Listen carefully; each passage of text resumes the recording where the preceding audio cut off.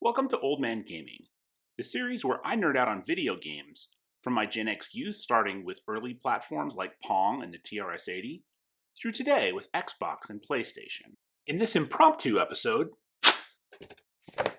I'm going to be discussing 2022's Stray. In the main series that just had an episode about Intellivision Golf, I'll still have an episode here in a few weeks about the 1983 Star Wars going up. But a few friends asked me to do some episodes on what I'm playing right now, and this is the first of those. I'm a huge fan of Respawn's Jedi Fallen Order, which might just be the best Star Wars game ever, and its sequel drops this week on next-gen hardware only. I played the original Fallen Order on Xbox One, and I didn't like what Microsoft did with the S hardware and its lack of support for 4K video, as shown here in this Tom's Guide article, link in the description. After some patience and retailer stalking, I got a PS5 Digital that arrived in March. Needing something to play on it to get the hang of the system, I was intrigued by Stray upon its initial release, but since it was exclusive to Windows and the PS4 and 5, I was out of luck until my PS5 Digital arrived, and I decided to give it a try. The premise of this Old Man Gaming series is that at age 53 at the time of this recording, I've seen just about everything in gaming since Pong. But I can honestly say that Stray is a playing experience unlike anything I've ever had before. Like a lot of recent games, Stray takes place in a post-apocalyptic future. But instead of a lot of zombie gore, you play through the eyes of a stray cat, who first hangs out with his cat friends, as seen here, but eventually falls down into a city devoid of human life that is sealed off from the rest of the world, including from sunlight above. Spoiler alert on the game footage, which will show some of the puzzles as I solved them, to help you do things like translate conversations with the sentient robots that inhabit this city. You get a little robot friend named B12, who serves a similar purpose to BD1 in Fallen Order, only you don't get a map and instead have to navigate the world from memory, old school style. Some levels are open world, as seen here, where you're required to navigate the territory like a cat would. You talk to a bunch of non-player characters in an attempt to unlock other areas and advance the plot. In this sequence, you'll see a simple puzzle get solved after you climb up to the rooftops like a cat would, and not like a human would.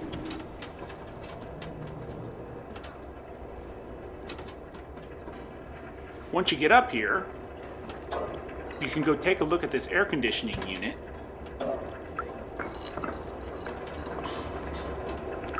And see that you can remove the power source. And that stops the fan.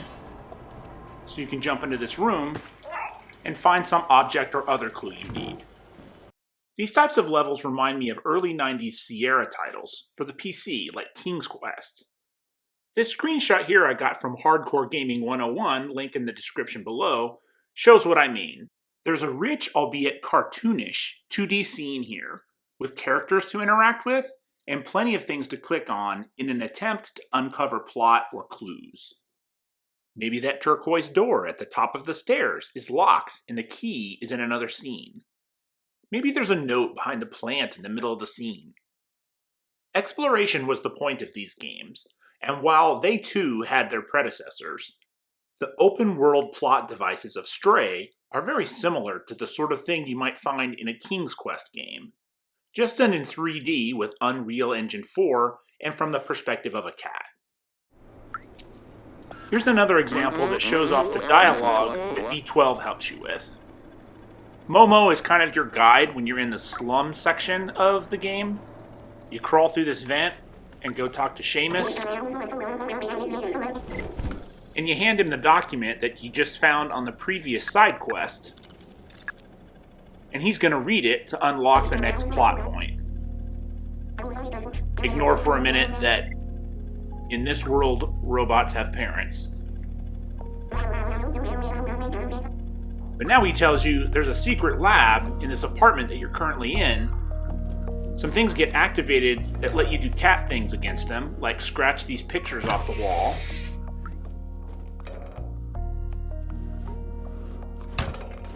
Scratch enough of them off the wall, and it's going to reveal how we find the secret lab that's in the apartment.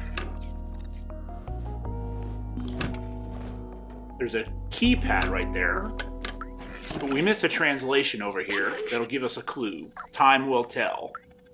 Weird clue, but look, there's 4 clocks on that opposite wall, and if you take the hours that they represent, it gives you the code to enter the keypad, which unlocks the secret door to the lab. The risk with these types of levels is that they can become cumbersome in the minutiae of harder to find clues. I only got frustrated with it twice and had to look up what to do next online. But with those early 90s Sierra games, which I played on the computer shown here that I took to college in the fall of 1988, when you got stuck, you had to use a landline like a freaking caveman to call a Sierra hint expert and admit you couldn't figure out what to do next to another human being who might snicker at you before helping you out. The second type of level are kind of like mazes, where you have to figure out how to get from point A to point B, effectively unlocking the next open world. As the difficulty increases, so does the harshness of the bad guys who might chase you through these levels.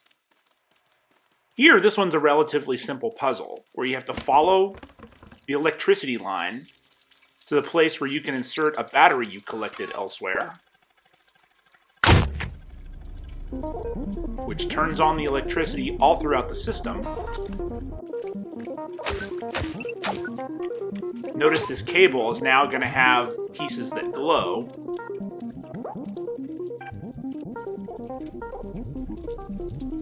So you run back to, in this case, the subway train.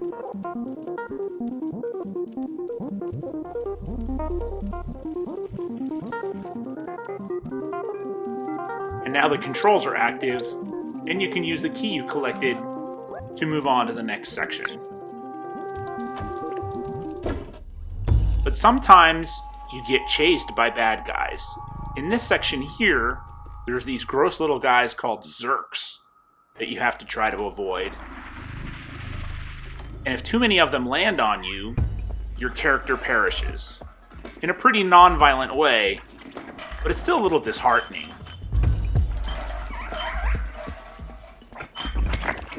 I thought I was safe up on that ledge, but they could climb up there with me. You can shake some of them off, but eventually, too many of them catch up with me. And when you die as a cat, it's somehow more stressful and more upsetting than if you were a human being. Especially since my own cat, seen here as a very cute little kitten, seemed to like sitting on my lap when I was playing, and he somehow knew when I messed up. And when my character would die, he'd look up at me like I disappointed him in some way. Like this exact look here. Like, clearly I did something I wasn't supposed to, and I'm a complete failure in his eyes. One more gameplay segment here for you. One that involves the other bad guys, a set of robots called Sentinels. At one point in the game, you get caught by these Sentinels and they put you in jail, and you have to try to escape with the help of your friend Clementine. So here we just jumped up on that object, knocked over the bricks. Now Clementine is going to throw some bricks in a window that's out of frame, but up there. And again, taking advantage of the cat perspective, watch how I get up to this window. Literally go stand on Clementine's head, then jump to a bar, jump down off to a crate. Now you can trigger a lever. So you get to the next segment here, where previously you had to avoid Sentinels. Now in this section, you have to try to lure them into a room that you then lock. This gameplay here is literally the first time I tried this, and as you're going to see, it doesn't go particularly well. There's the room I gotta try to get him into. I walk over into his light field, trigger him to chase me, get into the room, but then I don't get out.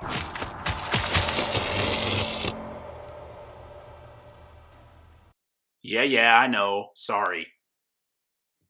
It took me about 8 hours of gameplay to complete Stray, and I found about 75% of all the hidden items. Unlike a Lego game, where I'd feel compelled to go back and find everything, I was satisfied with how the story ended. Some of that minutia had me disinterested in getting 100% of those hidden items, but at the price point of under $30, the story alone was worth my time and money. There were only the 2 points at which I missed the small details needed to proceed, but other than that, the cat perspective was refreshing and got me more emotionally involved than had I been playing as a human protagonist. Most of the puzzles were creative in taking advantage of that perspective, and I can't help but wonder if a sequel would use something like a dog, which wouldn't be quite as mobile and offer additional challenges. Stray is unique and entertaining, and I'd recommend it to just about anybody, even people who aren't regular gamers. That's it for this episode, but be on the lookout for my next regular episode where I'm going to get into the 1983 Star Wars coin op. Follow me on Instagram, where I give episode previews and lots of other nerdy stuff. Link in the description below. And don't forget to support the channel by giving me a like and subscribe. Thanks for watching.